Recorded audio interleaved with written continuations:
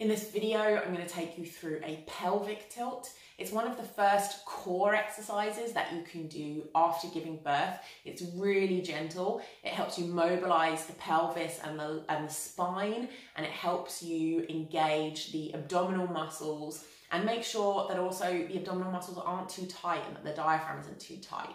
So what we're going to do is we're going to practice the pelvic tilt on its own first, and then we're going to go into combining it with the breath and timing it with the breath. Okay, so I'm going to take you through those two stages of it.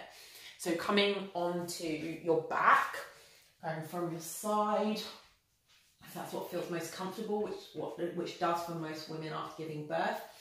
Feet about hip width apart. You don't want to have them all tucked together. Okay, so what we're going to do is first of all just practice that pelvic tilt. So when you're in kind of neutral alignment, which means that your diaphragm, your rib cage, the bottom of your rib cage and the top of your pelvis are parallel to one another, you'll notice that you have a curve in your lower back. Your lower back doesn't need to be pressed in towards the floor.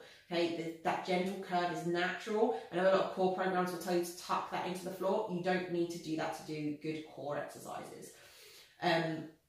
From here, what we're going to do is tuck the pelvis. So imagine that wine glass, tilting it backwards, and you will press, then you will feel your lower back go into the floor. Then you're going to untuck it and arch your back.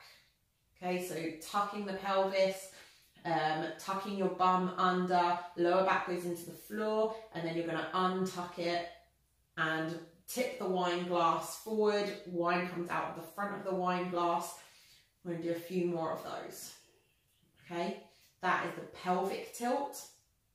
What you don't need to do is you don't need to then lift your bum up off the floor. Your pelvis stays in contact with the floor all the time. Your tailbone stays in contact with the floor all the time. Okay, now we're going to practice level 2. We're going to practice timing that with the breath. So you're going to tuck your fingers underneath your rib cage, and you're going to breathe into the abdomen, into the lower rib cage. You're going to feel your fingers come out, and then you're going to breathe out. Relax just like you did before. Let those abdominal muscles relax, no tension in there, and then you're going to tuck your pelvis. The tummy's going to come in a little bit, and your fingers are going to be able to go further up into the rib cage. You're not going to feel them go hard and push out, okay? So I know you're taught to sort of engage your core, engage your core, engage your core. That's not what we're trying to do here, okay? We're letting all of that stay soft, and the tummy's coming in and up, but all of this stays nice and soft.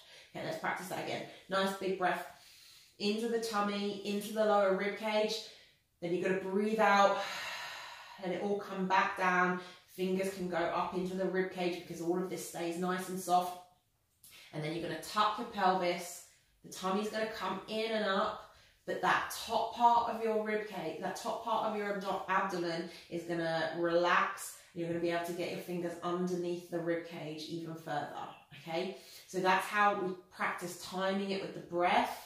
Nice big breath in as we untuck the pelvis, and then a nice big breath out.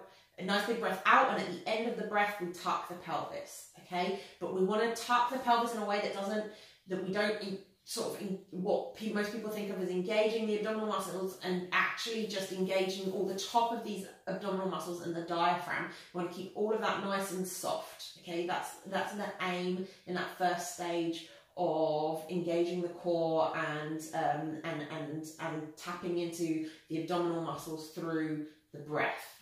That was a tutorial for the pelvic tilt.